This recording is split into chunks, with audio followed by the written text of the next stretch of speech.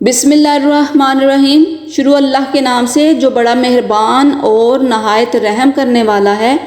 جی ناظرین، آج ہم تذکرہ کریں گے حضرت ہود علیہ السلام کا۔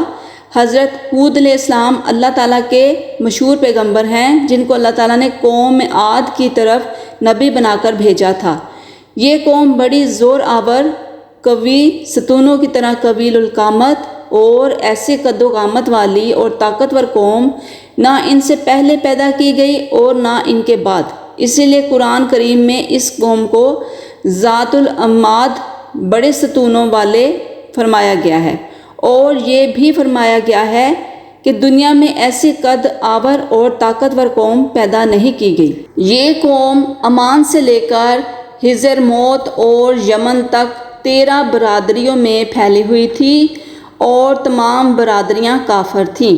اس قوم کا زمانہ عیسیٰ علیہ السلام سے تقریباً 2000 سال قبل اور حضرت نوح علیہ السلام سے 400 سال بعد بیان کیا گیا ہے۔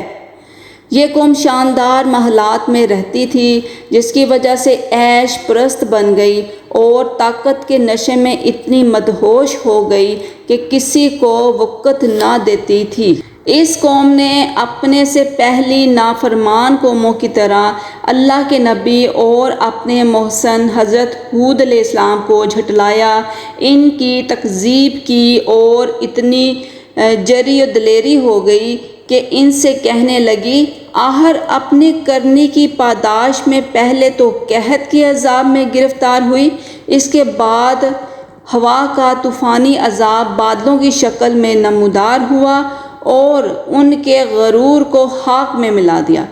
درخت، انسان، رہائش کے مکانات، مویشی، سب کو تہس نہس کر دیا، اور آدمی ہوا کے جھگڑے سے زمین پر اس طرح پٹہ پٹہ کر گرے جیسے کھجور کے تنے کو جڑ سے اکھاڑ کر پھینک دیا جاتا ہے۔ قرآن کریم میں فرمایا گیا ہے، اور عاد میں بھی نشانی ہے، جبکہ ہم نے ان پر ایک بے نفع ہوا بھیج دی، وہ جس چیز پر سے گزری اس کو ریزہ ریزہ کر کے چھوڑ دیا۔ حضرت ہود علیہ السلام کو پروردگار عالم نے قوم عاد کی طرف نبی بنا کر بھیجا۔ یہ قوم بڑی زورور اور بڑے قد و قامت اور قوت جسمانی میں لسانی تھی۔ اسی غرور و تکبر میں خدا واحد لا شریک کو چھوڑ کر شیطانی پیروی میں اپنے ہاتھوں کے بنائے ہوئے بتوں کو اپنی مرضی کے مطابق پوج رہے تھے۔ انہی میں پروردگار عالم جل جلالہ نے اپنے فضل و کرم سے حضرت ہود علیہ السلام کو مبعوث فرمایا۔ حضرت ہود علیہ السلام عاد کے سب سے بہترین اور معزز فرد تھے۔ پروردگار عالم نے حضرت ہود علیہ السلام کو قوم کی طرف اپنا رسول بنا کر بھیجا۔ انہوں نے خدا کی توحید کی دعوت دی کہ اس کے سوا کسی کی پوجا پاٹ نہ کرو۔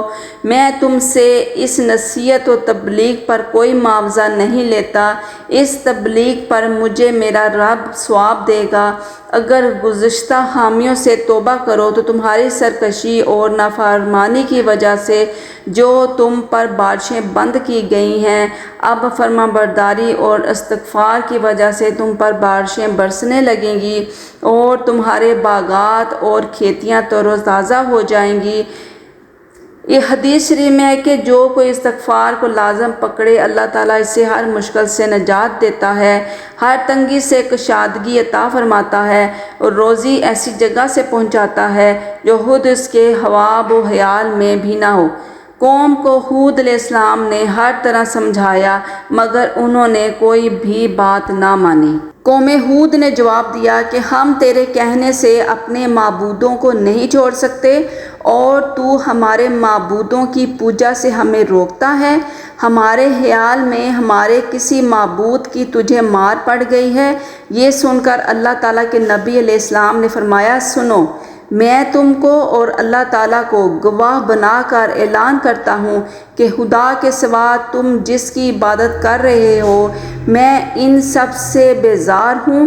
اب تم اپنے ساتھ اوروں کو بھی ملا لو اور تم سے جو کچھ ہو سکے مجھے نقصان پہنچا دو اور مجھے کوئی مہلت بھی نہ دو، اور نہ مجھ پر کوئی ترس کھاؤ، جس قسم کا نقصان تمہارے بس میں ہے مجھے پہنچا دو۔ میرا توکل پروردگار عالم پر ہے جو میرا اور تمہارا سب کا مالک ہے۔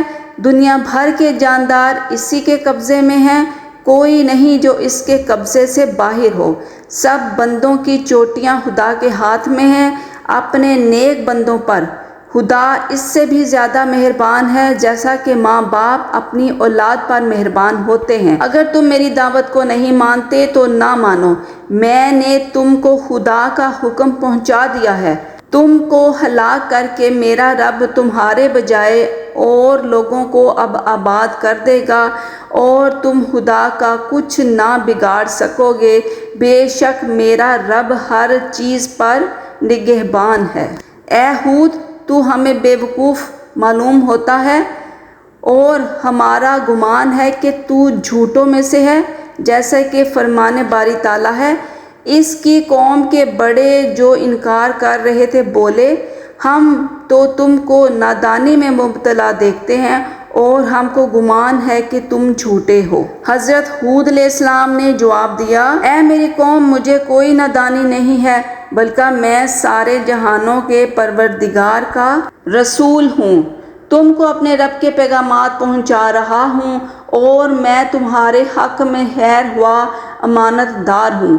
اور یہ بھی یاد کرو کہ تم کو پروردگار نے قوم نوح کا جانشین بنایا ہے، اور تمہاری دولت اور تمہاری نفری میں پروردگار عالم نے ترقی دی ہے، اور خدا کے احسان اور نعمتوں کو یاد کرو تاکہ تم فلاح پاؤ۔ ہود علیہ السلام کی قوم نے کہا، کیا تم ہمارے پاس اس لیے آئے ہو ہم تنہا اللہ کی عبادت کریں اور ان کو چھوڑ دیں جن کی عبادت ہمارے باپ دادا کرتے آئے ہیں؟ بس تم جس عذاب کی دھمکی ہم کو دیتے ہو اس کو لے آؤ گر تم سچے ہو۔ حضرت ہود علیہ السلام نے جواب دیا، تم پر تمہارے رب کی طرف سے عذاب اور غصہ واقع ہو چکا ہے۔ کیا تم مجھ سے ان ناموں پر جھگڑتے ہو جو تم نے اور تمہارے باپ داداؤں نے رکھ لیے ہیں، جن کی اللہ نے کوئی دلیل نہیں دی؟ بس انتظار کرو، میں بھی تمہارے ساتھ انتظار کرنے والوں میں ہوں۔ قوم ہود نے اپنی طاقت اور تکبر کے نشے میں دعویٰ کیا کہ ہمیں کون ہلاک کر سکتا ہے، ہم سے زیادہ طاقتور تو کوئی ہے ہی نہیں۔ بہرحال قوم عاد نے پس تکبر کیا، انہوں نے زمین میں بغیر حق کے اور کہنے لگے، کون ہے ہم سے زیادہ زور اور طاقت میں؟ اور دوسری جگہ ارشاد باری تعالیٰ ہے، اور عاد کے بھائی ہود کو یاد کرو جب کہ اس نے اپنی قوم کو احقاف میں ڈرایا، اور ڈرانے والے اس سے پہلے بھی گزر چکے تھے اور اس کے بعد بھی آئے کہ اللہ کے سوا کسی کو عبادت نہ کرو، میں تم پر ایک ہولناک دن کے عذاب سے ڈراتا ہوں۔ پروردگار عالم نے فرمایا، عاد نے جھٹلایا تو کیسا تھا میرا عذاب اور میرا ڈرانا۔ ہم نے ان پر ایک سخت ہوا بھیجی، مسلسل نحوست کے دن، وہ لوگوں کو اکھاڑ پھینکتی تھی جیسے کہ وہ اکھڑے ہوئے کھجوروں کے تنے ہوں۔ پھر کیسا تھا میرا عذاب اور میرا ڈرانا۔ اور عاد تو وہ ایک تیز و تند ہوا سے ہلاک کیے گئے، اس کو اللہ نے 7 رات اور 8 دن ان پر لگاتار مسلط رکھا۔ پس آپ دیکھتے ہو کہ وہاں وہ اس طرح گرے ہوئے پڑے ہیں گویا کہ وہ کھجوروں کے کھوکھلے تنے ہوں۔ تو کیا آپ کو ان میں سے کوئی بچا ہوا نظر آتا ہے؟ جب ہر طرح کی نصیحت سے قوم باز نہ آئی، ہمیشہ پیغمبر کی نافرمانی کرتے رہے، خدا کی نافرمانی کی وجہ سے ان پر بارش بند ہو گئی، فصل اور باغات جل گئے۔ پروردگار عالم اتنا مہربان ہے کہ اس زمانے میں بھی کفار جب خانہ کعبہ میں جا کر التجا کرتے تھے، اللہ تعالیٰ ان کی فریاد بھی سن لیتا تھا۔ تو قوم عاد کے بڑے بڑے رئیس 70 آدمی قربانیاں لے کر مکہ مکرمہ روانہ ہوئے بارش کے واسطے دعا کے لیے۔ یہ لوگ منزلیں قطع کر کے مکہ مکرمہ پہنچے، وہاں معاویہ بن بکر کے گھر اترے۔ عرب کے لوگ مہمان نواز ہیں، وہاں طعام و شراب کی ضیافتیں شروع ہوئیں۔ مجلس عیش و عشرت اور گانے بجانے میں اپنی قوم کی تکلیف بھول گئے، معاویہ بھی ہمیشہ کے مہمانوں سے تنگ آ گیا اور سوچنے لگا کہ اشعار و کنایوں سے سمجھاتا ہوں تو مجھے بخیل اور کنجوس سمجھیں گے۔ آخر گانے والوں کو ایک ایسی غزل سکھائی کہ جس کا مطلب اور ترجمہ یہ تھا کہ اپنی قوم کی مصیبت سے غافل ہو رہے ہو اور برسات کی دعا سے کاہل ہو گئے ہو۔ جب عادیوں نے یہ غزل سنی تو ان کو اپنی قوم کی مصیبت یاد آ گئی، پھر ایک دوسرے کو ملامت کرنے لگے اور اپنی غفلت پر نادم ہوئے۔ پھر تو رات دن دعا میں مشغول ہو گئے اور قربانیوں کے ذبح کرنے کا کام شروع کیا۔ ان میں ایک شخص مرثد بن سعد پوشیدہ طور پر مسلمان ہو چکا تھا۔ اس کا حضرت ہود علیہ السلام پر کامل یقین تھا، وہ بھی ان میں آیا ہوا تھا۔ اس نے کہا، جب تک حضرت ہود علیہ السلام کہنے پر نہ چلو گے اور خدا پر ایمان نہ لاؤ گے تو اپنے مدعا کو نہ پاؤ گے۔ ان لوگوں نے اس سے جدائی کی اور خدا کی جناب میں دعا شروع کی۔ پروردگار عالم نے 3 ٹکڑے بادل کے ظاہر کیے، سفید، سیاہ اور سرخ، اور آواز آئی کہ ان میں سے ایک ٹکڑا اختیار کرو۔ چونکہ سیاہ بادل سے عموماً بارش ہوتی ہے، اس لیے انہوں نے سیاہ ٹکڑا اختیار کیا۔ سرخ اور سفید بادل غائب ہو گئے۔